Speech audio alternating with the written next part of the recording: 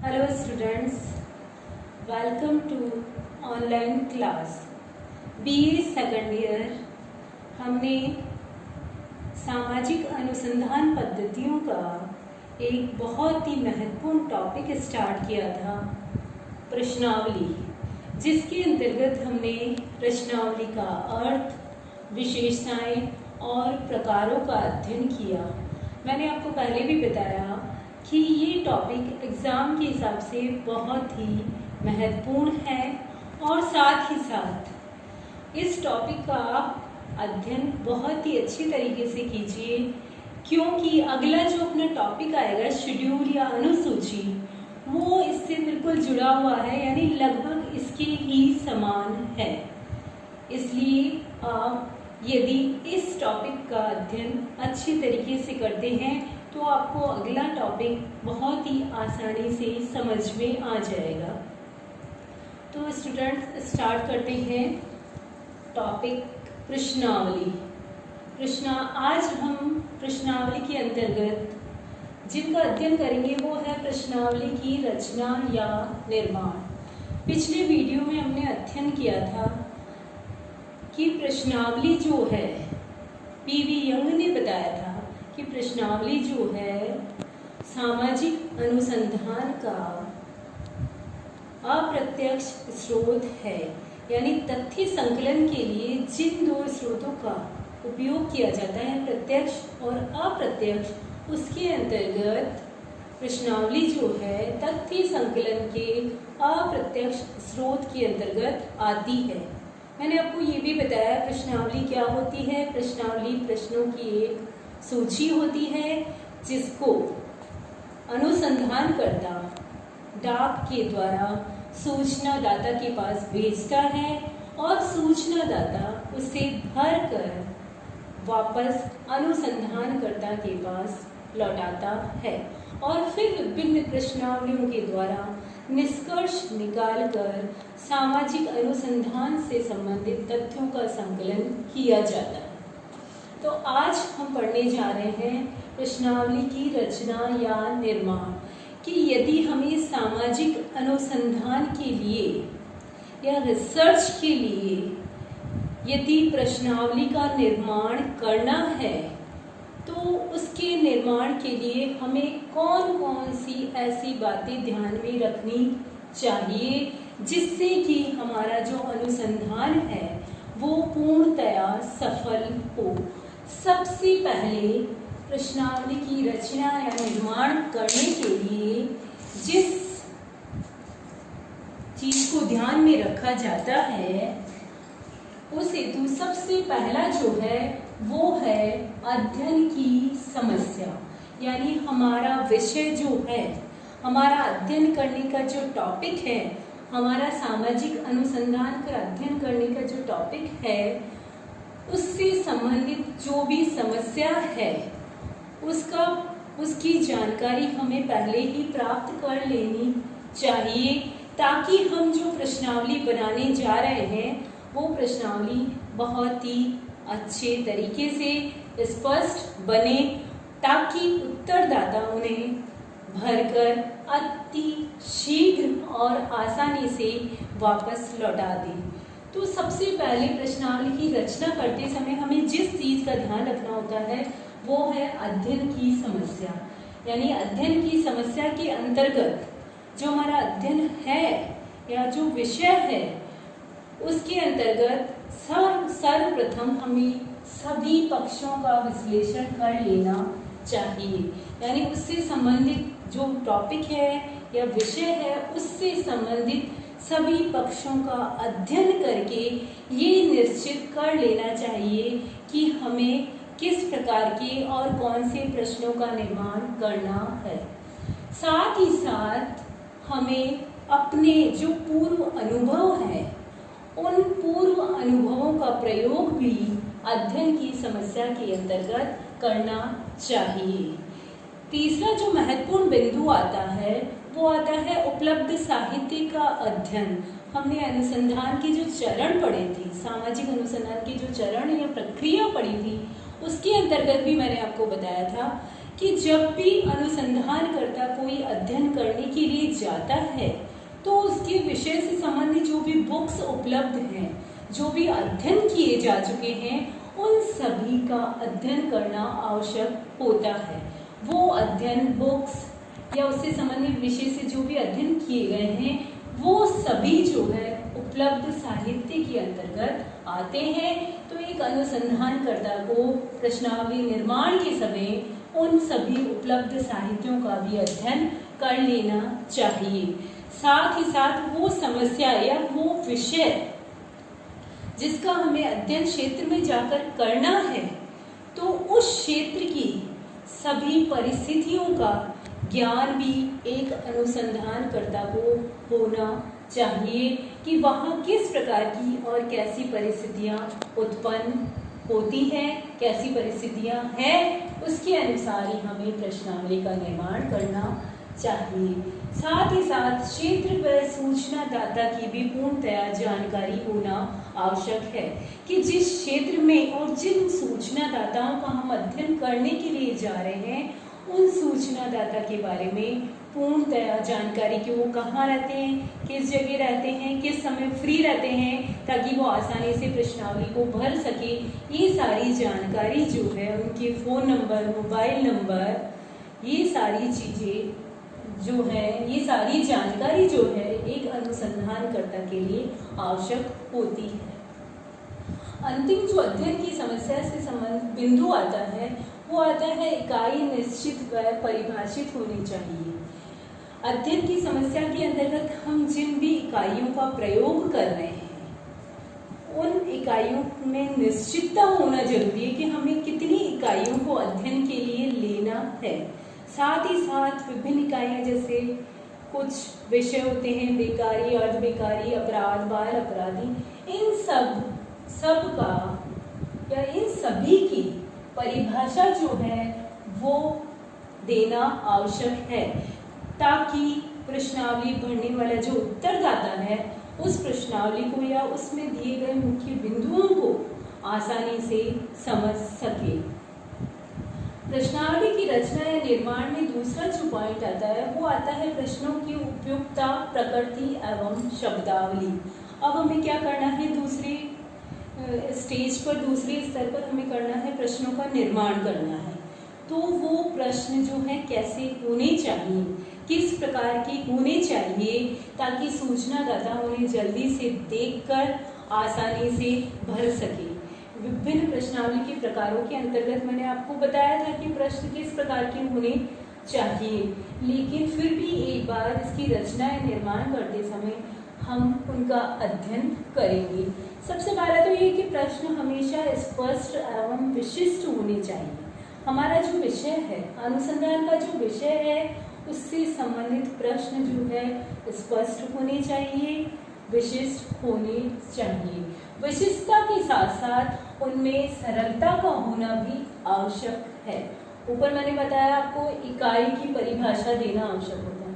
यहाँ पे जिस इकाई का प्रयोग हम कर रहे हैं उनको सही रूप में परिभाषित करना बहुत ही आवश्यक होता है, ताकि सूचनादाता उसको आसानी से समझ सके। सूचनादाता हमें सही सूचना दे, इस तरह के प्रश्नों का उपयोग किया जाना चाहिए या इस तरह के प्रश्नों का निर्माण किया जाना चाहिए। प्रश्न बहुत अधिक बड़े नहीं होने चाहिए। प्रश्न कैसे होने चाहिए, संक्षिप्त होने चाहिए, हाँ या ना उत्तर वाले, श्रेणीबद्ध वाले, या बहुत ही कम शब्दों में आंसर देने वाले, उत्तर देने वाले होने चाहिए। क्यों? क्योंकि ताकि उत्तरदाता जल्दी से उनको भरकर लौटा सके। प्रश्नावली में हमेशा कम होने चाहिए। ये नहीं 100-200 प्रश्न लिख के भेज दिए, प्रश्नावली बड़ी लंबी चौड़ी बना दी, वो लिफाफे में आ ही ना पाए, और इतनी बड़ी प्रश्नावली को एक जो उत्तरदाता है वो भरते समय ऊब महसूस करेगा, उसको आलस आएगा इतनी बड़ी प्रश्नावली को देखकर। इसीलिए प्रश्न हमेशा अनुसंधान से संबंधित कम प्रश्नों का उल्लेख या कम प्रश्नों का प्रयोग किया जाना चाहिए।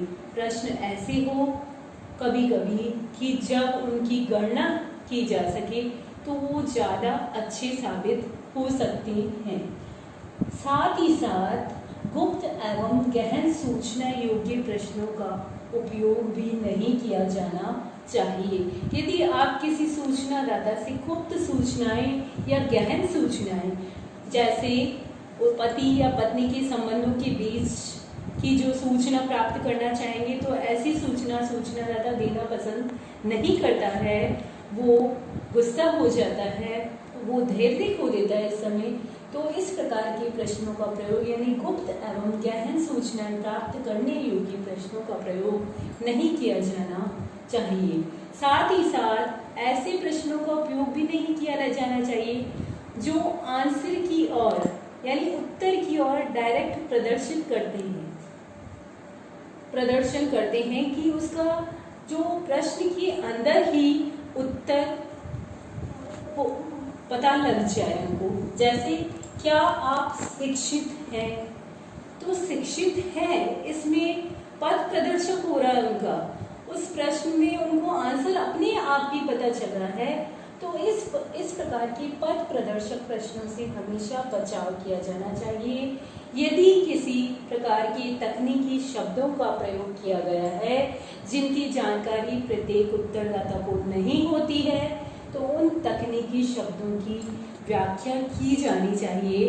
उन्हें फुट नोट्स के रूप में या साइड में हाशिए के रूप में, नोट के रूप में उन्हें समझाया जाना चाहिए या फिर उनकी व्याख्या की जानी चाहिए।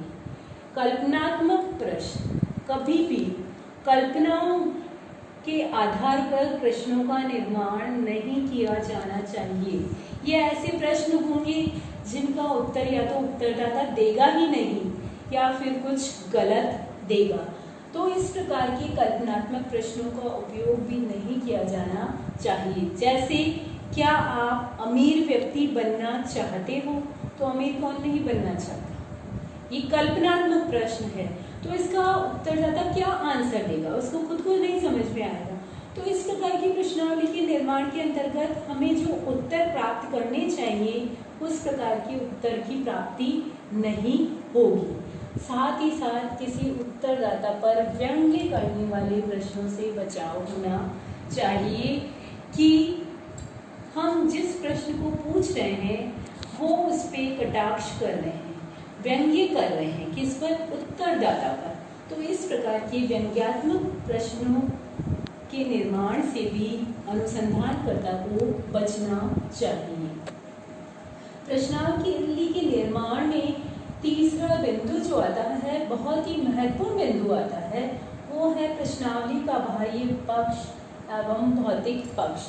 अंदर तो हमने देखा कि उसमें कितने प्रकार के कैसे कितने प्रश्नों का उपयोग किया जाना चाहिए, लेकिन एक व्यक्ति का जिस प्रकार से बाहरी स्वरूप देखकर उसके बारे में अंदाजा लगाया जा सकता है कि वो व्यक्ति का व्यवहार कैसा है, उसी प्रकार से प्रश्नावली का जो बाह्य या भौतिक पक्ष है उसको देखकर भी ये पता लगाया जा सकता है कि प्रश्नावली कितनी रोचकपूर्ण है।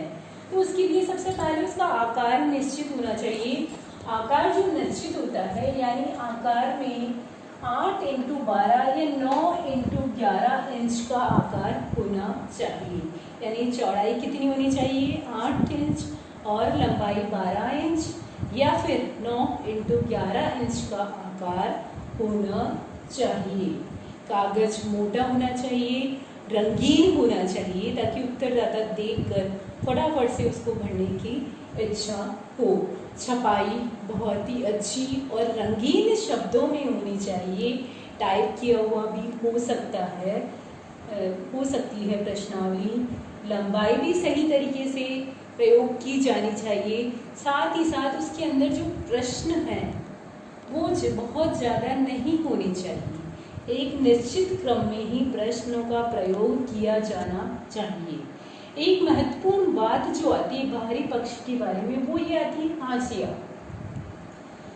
हाशिया छोड़ना आवश्यक होता है।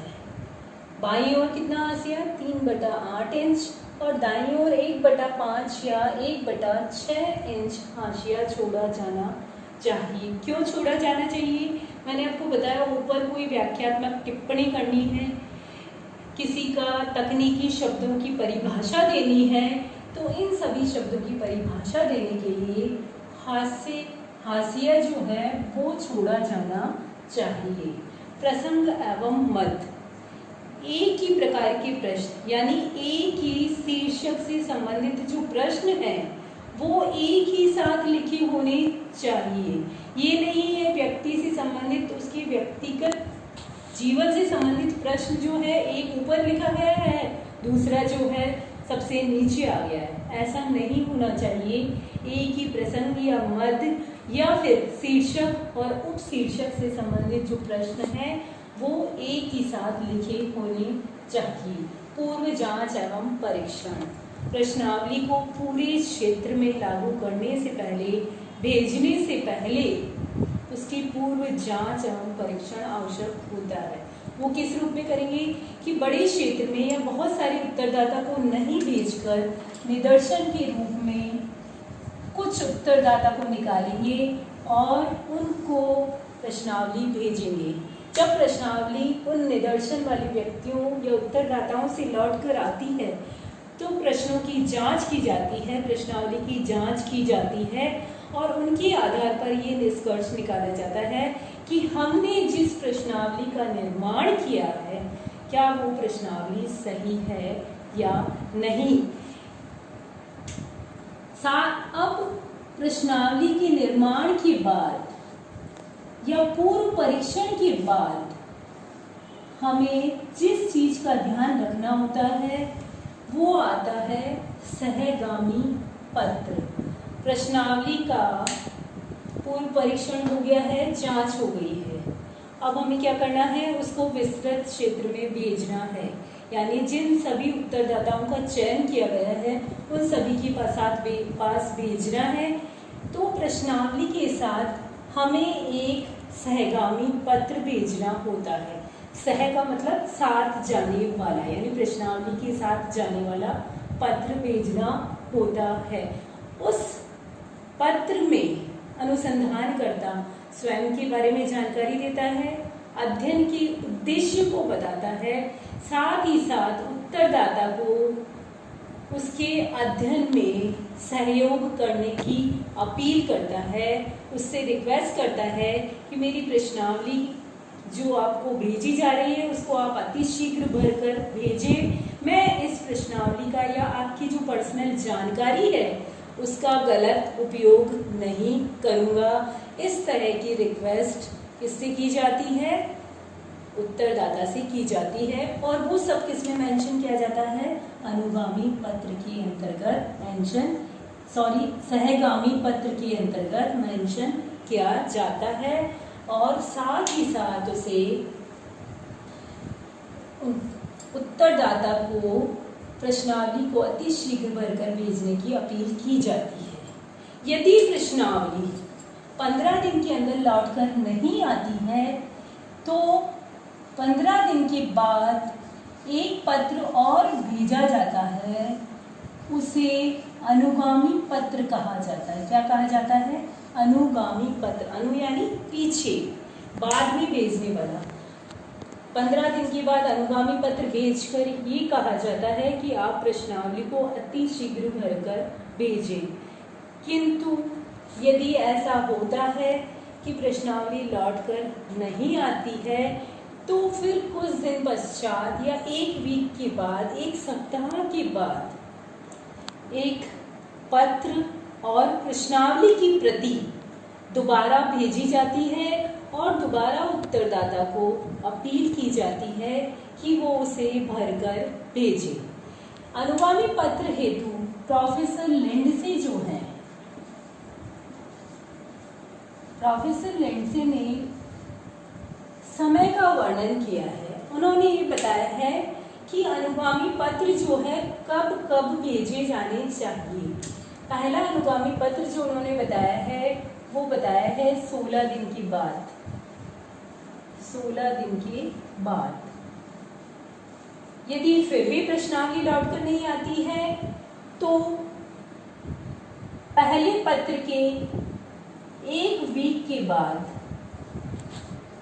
दूसरा पत्र कौन सा अनुगामी पत्र भेजा जाता है, दूसरा अनुगामी पत्र, साथ ही साथ एक प्रश्नावली की प्रति भी भेजी जाती है। और यदि दूसरा अनुगामी पत्र भेजने के बाद 2 सप्ताह तक